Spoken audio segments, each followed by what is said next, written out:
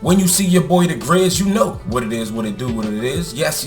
3 days in a row, I am the Grizz. Welcome back to Yesterday Today. This, of course, is the show where we bring you some of the latest and greatest news you may have missed from yesterday today. And we got some stuff to talk about to head into the weekend. VR2 got officially 13 launch titles, and there's 30 in total in the launch window. And well, we got some more unfortunate firings, and let's get into it and send you off to the weekend with all the news. Alright, so let's just start off the news with some bad news, and there has been some more layoffs, and this time it's in Giant Bomb and GameSpot.com respectively, and it was just a few months after they were purchased by Fandom, and this is very, very unfortunate. And so I went over to Kotaku and they released some news here, and it says the layoffs were announced during a surprise all-hands meeting with Fandom CEO Perkins Miller, according to two sources familiar with the event. Roughly 40 to 50 employees were affected across the company, with at least some managers caught completely off guard by the cuts of their teams. Miller told the staff that the Fandom network remained profitable despite the cuts, but declined to answer any questions. So yeah, that's just, I don't like to say this, but it seems like this is how these bigger company goes, and especially when somebody buys it and owns them, like, yo, look, I'm gonna buy the company and I'm gonna fire some of your people. And we've seen it in like certain movies, but yeah, the business world is really, really rough. And honestly, I empathize with people, always empathize with people losing their jobs, and I really hope that these people find new jobs easily in the game industry or wherever they want to, because sometimes people don't even stay in the game industry. My hearts go out to them, and I really, really wish them the best. Alright, so let's talk about Nintendo. What would you do if I told you that Nintendo said they were going to up production this year, going into the 7th year of the Nintendo Switch on the market, right? And I got some speculation, but first of all, I want to take you over to Twitty of Takahashi Mochizuki, who also writes for Bloomberg, and of course, Bloomberg is hidden behind the paywall, so he gave us a little bit to tell us, just a small bit on the headline exclusive. Nintendo plans to make more Switch units in this next fiscal year, starting April versus the current term. Unusually aggressive move for a game console going into the 7th year on the market.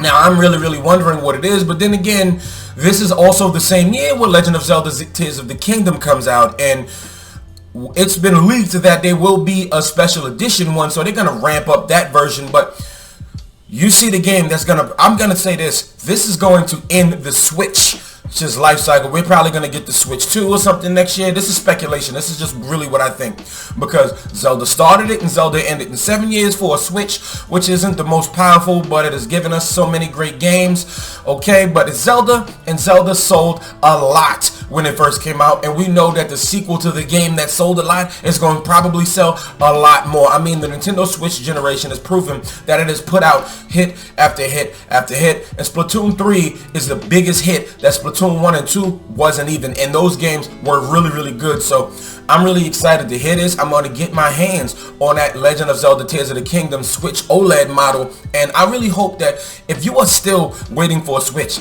maybe wait a little longer so you can wait for Tears of the Kingdom, so you can chase that special edition like me, or get you an OLED, and let's jump into Tears of the Kingdom together and compare stories down in the comments below.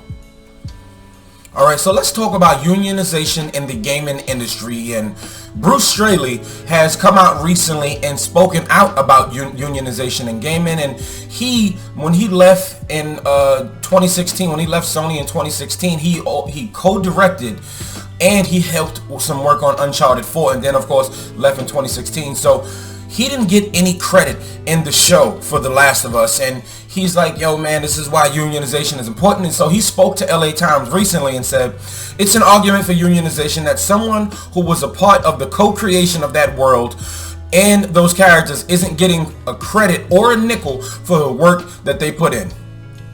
maybe we need unions in the video game industry to be able to protect creators. And hey, listen, maybe that is right. People shouldn't be able to just, look, you worked for us at the time, you don't work for us anymore, so we're not gonna put your name on it. And so this guy also had a hand in probably the greatest, you know what I will say, the greatest story in gaming history, which is now a live action TV adaptation.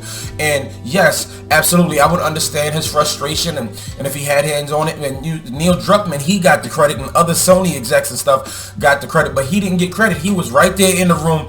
He was right there shooting in the gym with Neil Druckmann, so he's wondering why he didn't get any credit. And hey, maybe I would think he's just right. And I work for a job that has unions. Why shouldn't everybody else's jobs be protected?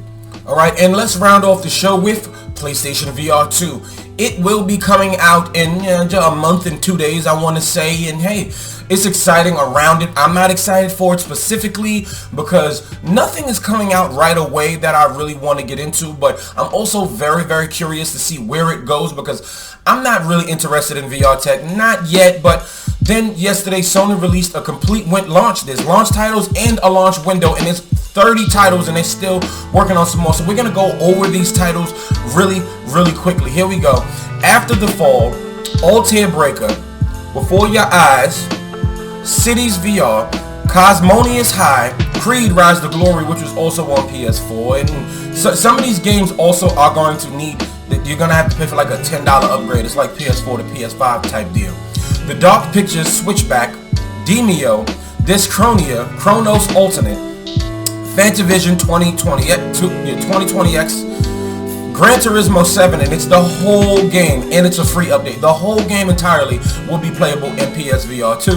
Horizon Call of the Mountain, Job Simulator, Jurassic World Aftermath, Kayak VR Mirage, Kizuna AI Touch the Beat, The Last Clockwinder, The Light Brigade, Moss 1 and 2 Remaster, NFL Pro Era, which is, I'm not even a football fan, and I think this is dope. You actually playing as like the first quarterback, and you got the plays on your arm. I think that's really fire. I got to give them credit on that one. But then you also have No Man's Sky, Pavlov VR, Pistol Whip, Puzzling Places, Resident Evil Village, Res Infinite, Song in the Smoke, Star Wars Tales of the Galaxy's Edge, Synth Riders, The Tale of Onogoro, Tentacular, Tetris Effect Connected, which is, a $10 upgrade, but this game has been out. It's even on Game Pass. Thumper, another game that's been out. I even have that on Switch.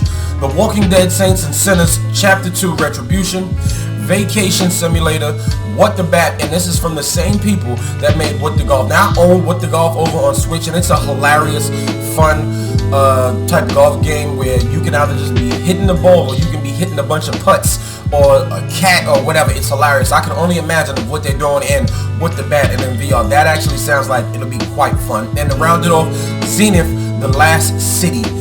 Now, whatever, okay, it sounds cool. Some of these games might be cool. There's some shooters sprinkled in there, and you would think that would get me in there, but when you have a system, a VR system, that's more expensive than the system itself, well, I can't really gel with that right now, especially with these launch titles. It's really not there for me. I want to know what you think, though. Will you be getting the PSVR at launch? And if you are, what games are you specifically having your sights on? All right.